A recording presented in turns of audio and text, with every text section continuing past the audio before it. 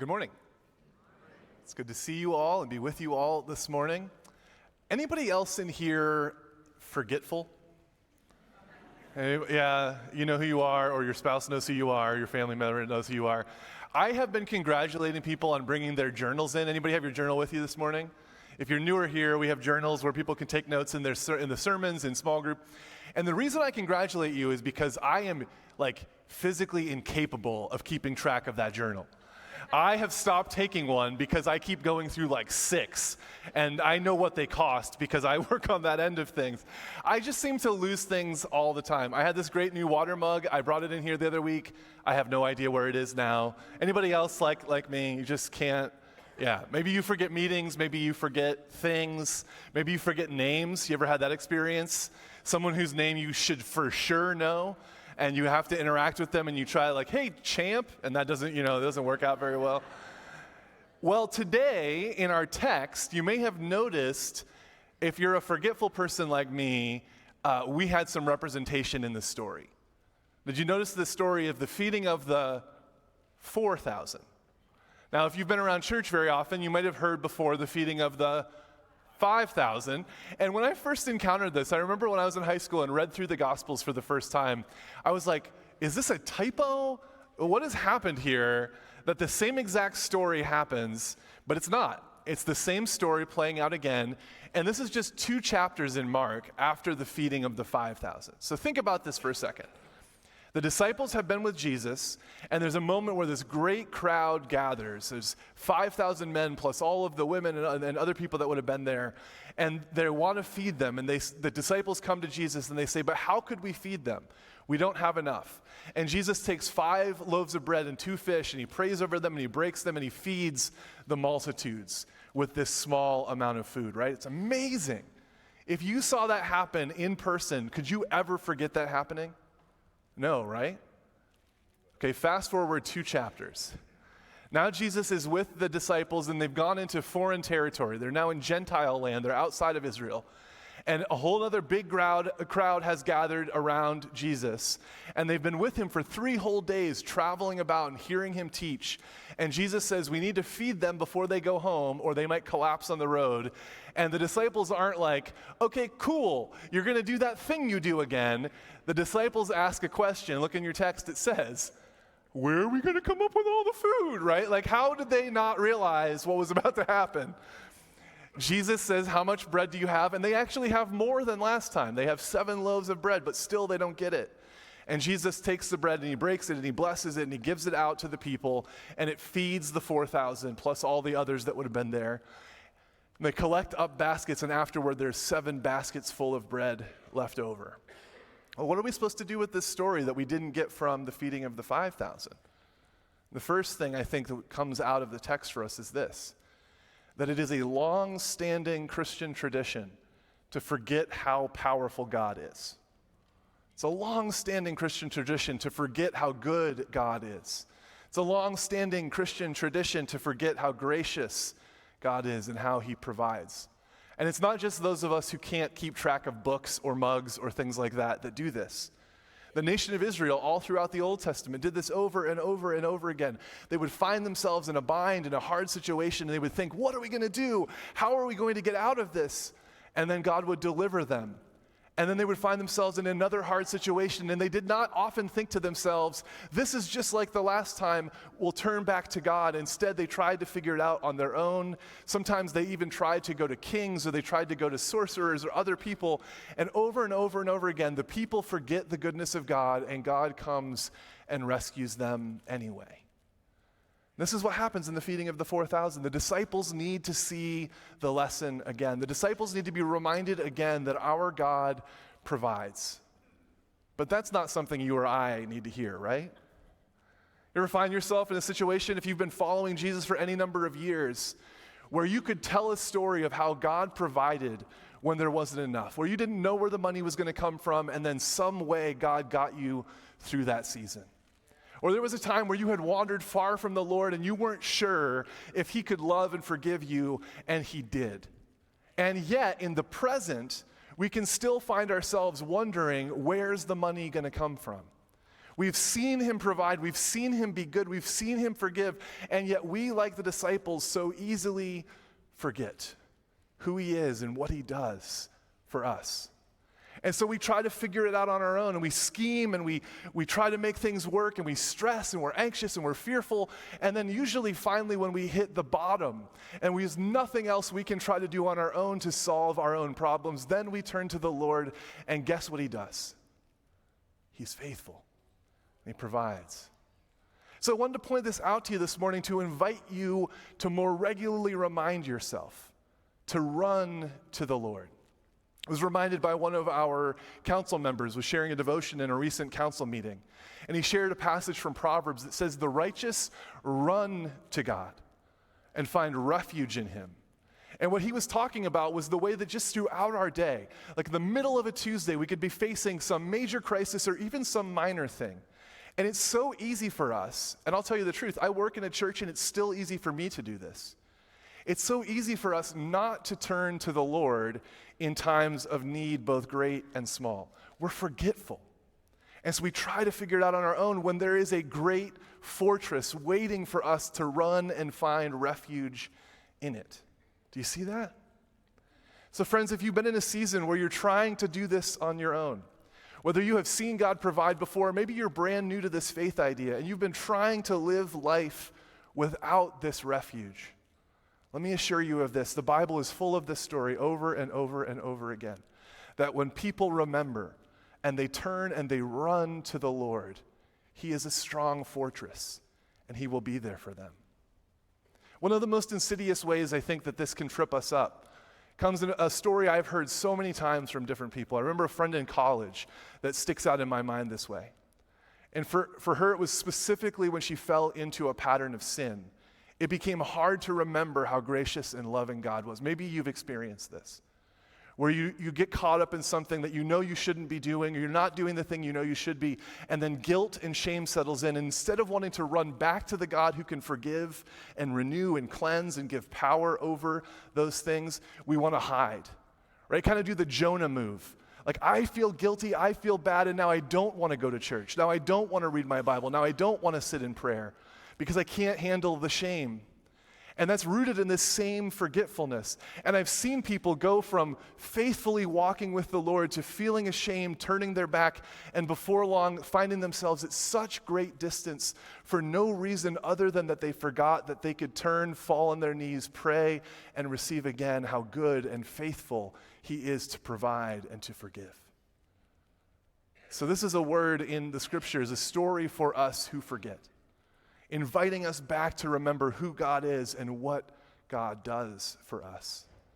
Let me challenge you that this week, as you encounter problems, great and small, problems practical and spiritual, to remind yourself to continually, throughout your day, turn in prayer, turn back to the Lord who will be there with and for you in it. There's a second thing we can observe in the text. Maybe even a second reason other than just forgetfulness for why the disciples don't expect that Jesus is going to do the same thing he did before. And the text gives us lots of clues about this. Remember now, Jesus is in foreign territory. He's no longer ministering among the Jewish people who had been since the time of Abraham in covenant relationship with God.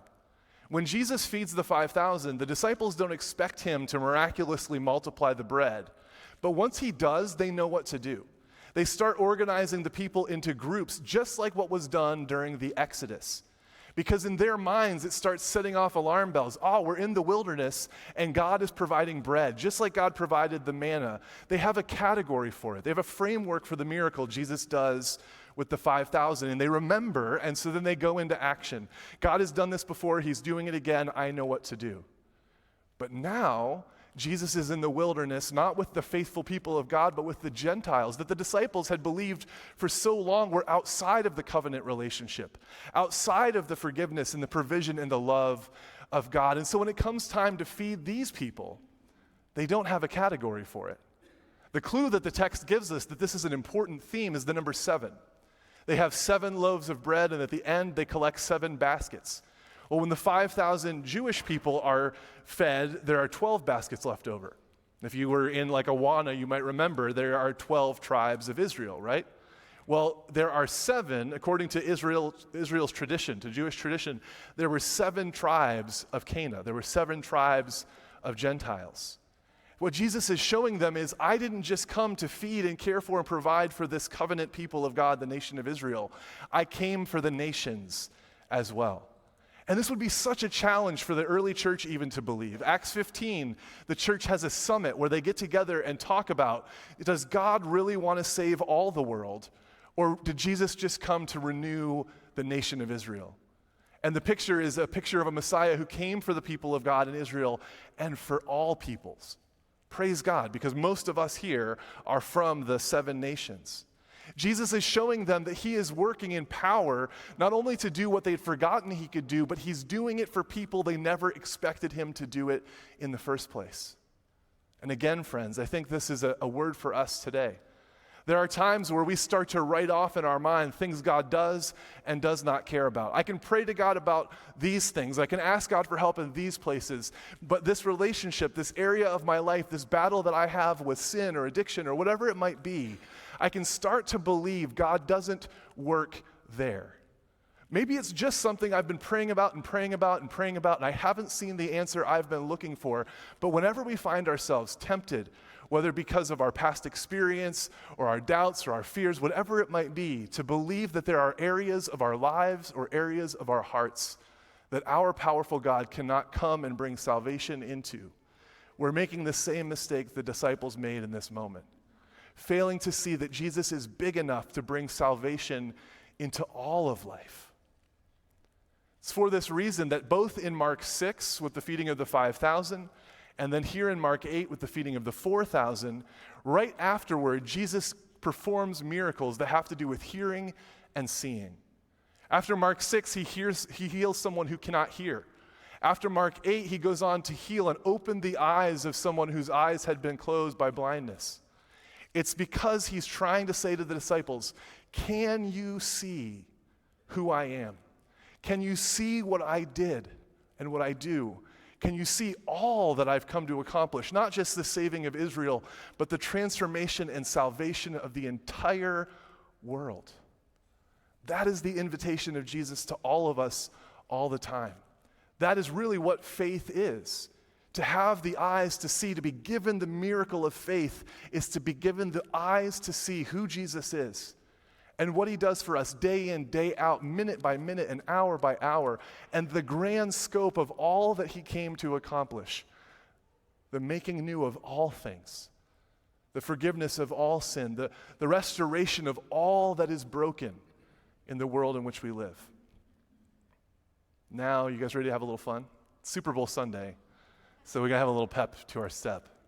I wanted you to remember this phrase, that we have eyes to see who he is, and eyes to see what he's done, and eyes to see all that he's come to accomplish. And then this morning, as I'm getting ready for church, somehow that turned into like a little song in my head, like this little lounge act number. And so I was like, I don't really have the pipes to just sing it to you, but I sang it to the band, and they figured out the chord structure and wrote a song that they're going to sing for us this morning. Is that cool? And we're going to sing it too. They're going to teach it to us, and we're going to sing it back. It's real simple.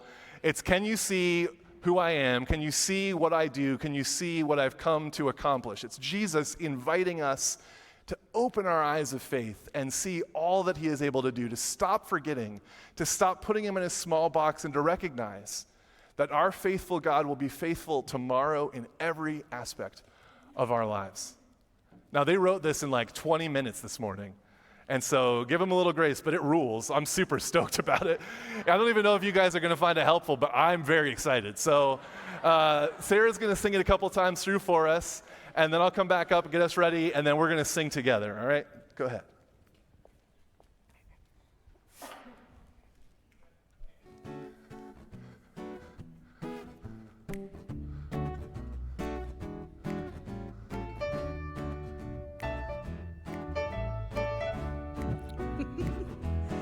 Do you see who I am? Do you know what I do? Do you see what I've come to accomplish? Do you see who I am? Do you see what I do? Do you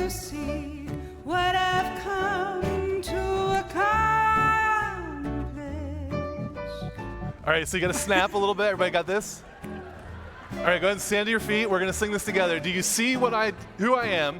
Do you see what I do? Do you see what I've come to accomplish? I feel like James Brown. I'm like, hit me. All right, ready? Here we go. No pressure. Do you see who I am? Do you see what I do? Do you see what I've come to accomplish? Do you see what I am? Oh, do you see what I do? Do you see what I've come to accomplish? All right, give him a round of applause. You can have a seat. My hope is that in the middle of your day on Tuesday, when you're tempted to forget that God is there and working, and you're thinking to yourself, I got this email, and what am I going to do? This is going to play through your head, right? Do you see? Da, da, da, da, da, da. Okay, so that's the mission. You can text me if that happens and you can't get it out of your head, and I'll be delighted. I'll be so excited. But here's another awesome thing about this story. They don't see it. In fact, Jesus says it later on after he heals the blind man. He says, do you not see? Do you not see who I am and what I'm doing and what I've come to accomplish? But what I love is that Jesus doesn't say like, these disciples don't get it, and throws them out and gets some new ones that maybe will. Jesus is so faithful and gracious, and over again. I mean, he feeds two crowds with a miraculous feeding of bread. He does it twice because he's so gracious to just keep helping them see. And so, friends, if you're still struggling with the faith to believe that God can show up in the place in your life that feels hopeless, or if you're struggling to remember how good God is, this story, this message is not actually a condemnation. It's not making us feel bad because we're not faithful enough. It's just one more invitation from our God who is so gracious to keep reminding us, to keep showing up in the dark and unexpected places, to keep feeding us and providing for us, caring for us and loving us and forgiving us of our sins. And we remember that each time that we come to this table.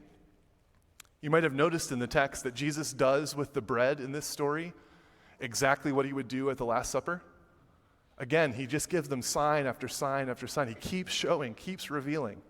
And then after his resurrection, he will gather with them on a beach, and he will break bread, and he will bless it, and he will distribute it, and he'll restore Peter, who had run far, far from Jesus and forgotten faith.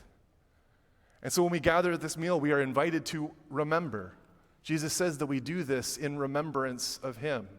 It is a sign, a symbol, and the real gift of Jesus' very presence and forgiveness to us. And it is given to forgetful, faithless people like us because our God is that good. So receive this morning, this invitation to the table, as an invitation for the first time or for the 1,000th time to faith, to have eyes to see who Jesus is and what he does, and all that he came to accomplish in your life, in our world, and in history. And so we remember.